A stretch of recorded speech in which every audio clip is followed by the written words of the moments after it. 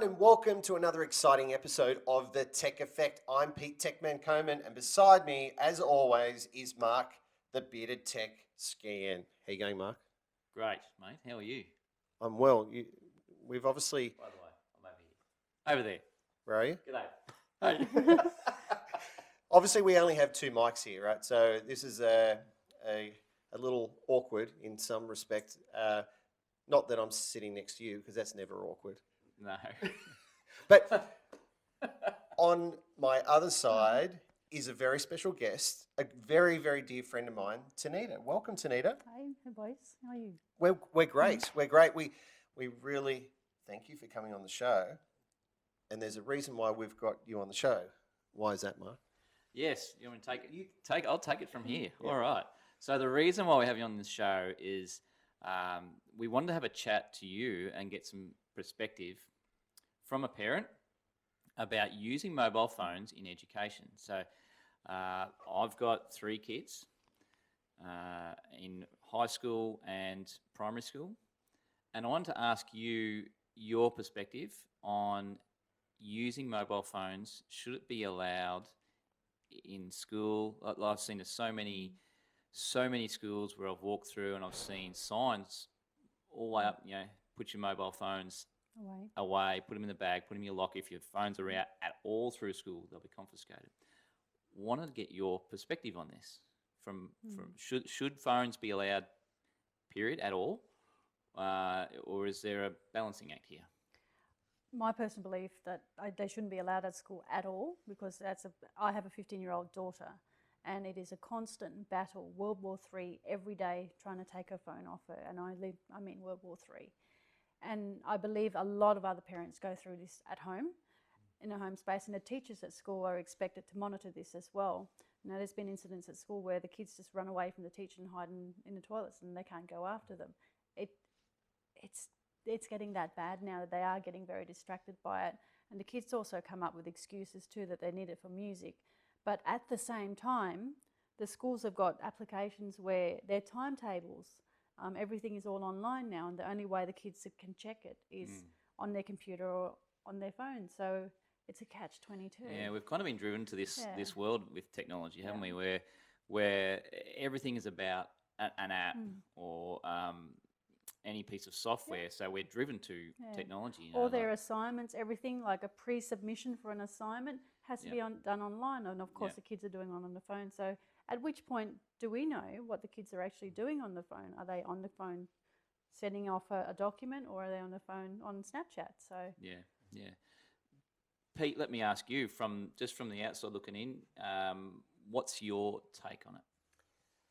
Well, as you know, Mark, I don't have any kids that I know of. However, well, it's true. I don't know. All right. Anyway, are you my daddy? No, look, I can't speak from experience as a parent. Okay. However, we have been involved. We do a lot of work in education, in particular universities, which is a different space to what we're talking about today, which is more sort of K to 12. However, we've done works for the different departments of education around the country.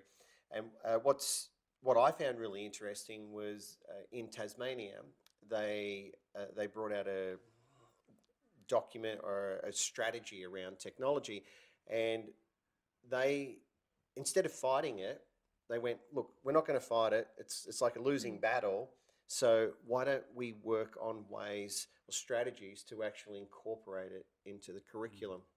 And so what they would turn around, they gave these examples of what that would look like. So they're working towards using mobile devices. As I said, I just don't have any sort of personal experience with kids in that space, so I can't comment. But from a technology point of view, it's the way the world is, really. I mean, we had this conversation over the last couple of days where we're on the phones all the time. Like we use it as a business tool.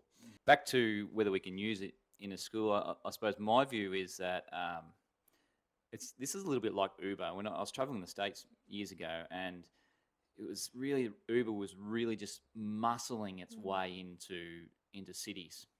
And at a point, the the towns and the cities would ban them or from coming in, and then but Uber just kept coming because they were paying fines, right? And it's like, and I got into these conversations with all these Uber drivers, and it's like, you can't stop it. You can't fight it. We can fight it for a while, but it will win. A lot of tech coming out, right? That has the ability to bring phones into it. But I just think that for now, like my real personal view is I'm really stuck on the fence. Yeah, I'm with you from a parent's point of view. If there was something that can be implemented where, yes, use it in the school, but somehow we can blacklist the Snapchats and the Instagram, Exactly. black it out How during do we those manage times. that? How do we manage that? If something can come in when the kids have the phone and you can black that out and allow them to use it still, it's nothing wrong with it. Yeah. Between certain times. But whilst they're at school, whilst they're supposed to be doing homework, then black it out. Yeah, it's like these attention grabbers, and there's things now, like certainly from a home router perspective, you can get things that can blacklist But it. to have the parents, like for example myself, I don't understand it. Yeah, exactly. need Yeah, someone easy for me to say that, right? Yeah, from for a you technology, guys. yeah. But for the average parent, Propelling. there is a big market out there. If someone to come in and set a router up and set it up for them. Instagram shut off between certain times and give Between them 6 and 8. teach the parents how to use it, because the layman's parent doesn't understand that. Yeah. Well, the thing is, though, I don't think that's commercially happening now. Like, schools can go and blacklist the stuff, all that stuff on their Wi-Fi. Yeah, but not on the. But kids walk around with, with their phone on a 4G. It's not uncommon. Like, probably 5 years ago, to think that a 15-year-old kid would have their own phone was, you go, holy dooly. But now, for a 15-year-old kid, like my daughter's only 14, she's got a kid with, she's got a phone with a SIM in it for plenty of reasons. But it happens, and so they can just get off the Wi-Fi, and hey presto, away they go. Yeah. What I find fascinating is that the kids seem so attached to their mobile devices. It's like an addict. Yeah. They are like an addict. Yeah. Yeah. And they rely on it so heavily, I suppose, for communication with their friends, social media. Obviously, there's various platforms that are changing, like Instagram has stopped showing the number of likes and things like that. What are you seeing? Is the school doing, or the schools in general, do anything to help in any way with? I don't believe so, no. Do they believe it's a problem? I think they see it as a problem, but there's nothing they can do about it. They do ban it at school. They've got school policies in there, as you said, that it will be confiscated, but it can't get policed all the time, because there's only a restricted areas and black spots and all that where the kids can get away with it. Yeah, and they just don't know how to handle it at this point. It comes down to maturity. I think unanimously we all agree that it will be used. It but will be has to used, but policed. we've got to find this balancing act. Yeah. So there you go. All right. Are we good? Anything to add? Yeah, look, as always, we need to thank our sponsors. Yes. All right, and so They would be. today's episode, we only have one sponsor, and it's only for today's episode, right? So we'd like to thank our sponsor, Tanita's Kitchen. All right, Got the plug in. we get a free meal today, right? No, they got to sample mine. But if you're Cacciatore, wasn't it? yeah, it was good. Yeah, the chicken cacciatore is very good. But if you're in the Gold Coast region and you're after quality home cooked meals, check out Tanita's Thank you, Kitchen, Thank you, guys. Facebook, check it out. You won't be disappointed. Okay, so Tanita, thank you so much for your time. Thanks for coming on the show. Pleasure. It's really good to get a mum's parent's perspective on this. I can go on for issue. hours about this. I'm Yeah. keeping it tame. But we thank you for your time, and we'll catch up with you Thank soon. you, sir. Thanks, everyone. Thank you. See you in the next episode.